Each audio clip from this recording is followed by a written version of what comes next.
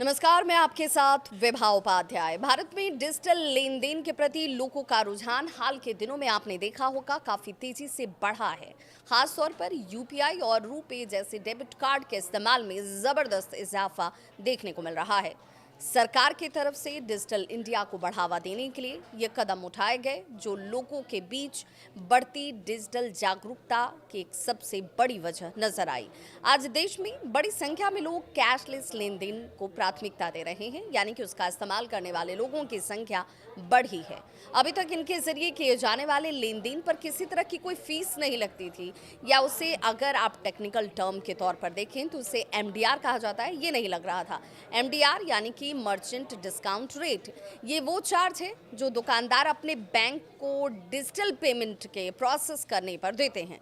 फिलहाल अभी के समय में सरकार ने इस फीस को माफ किया हुआ है, यानी कि इस तरह के किसी भी चार्ज को नहीं लगाया गया है, लेकिन अब सरकार इसे दोबारा से लगाने का प्लान जरूर बना रही है।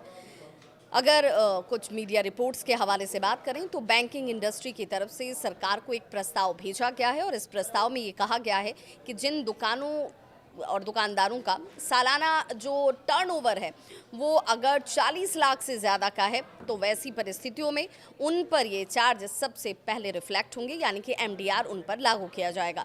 सरकार अभी इस प्रस्ताव पर विचार कर रही है। सरकार टियर सिस्टम भी लागू कर सकती है, और ये टियर सिस्टम का मतलब है कि बड़े व्यापारियों पर ज़्यादा शुल्क लगेगा, वहीं कम व्यापार करने वाले ऐसे व्यवसायियों पर, व्यापारियों पर यह शुल्क कम उन्हें देना होगा।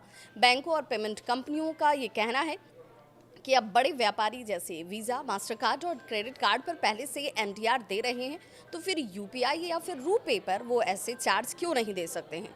बैंकों के अनुसार सरकार ने 2022 में इसे ख़त्म किया था। अब उस समय उसका मकसद ये था कि डिजिटल पेमेंट को बढ़ावा दिया जाए, लोग ज़्यादा से ज़्यादा डिजिटली तौर पर ट्रांजैक्शन करें। एमडीआर के अब ये चार्ज लगने के बाद से अब क्या इसका बोझ आपकी जेब पर भी पड़ेगा? मर्चेंट डिस्काउंट रेट अगर लागू होता है तो वैसे में क्या ये सीधे तौर पर आपके बजट को प्रभावित करेगा? क्योंकि दुकानदार रियल टाइम में पेमेंट स्वीकार करने की सुविधा बदल देते हैं। अब ग्राहक यूपीआई या फिर डेबिट कार्ड से पेमेंट करता है तो बैंक और पेमेंट कंपनियों को इंफ्रास्ट्रक्चर का खर्च उठाना पड़ता है, और इसी खर्च की भरपाई के लिए ये फीस यानी कि एमडीआर ली जाती है।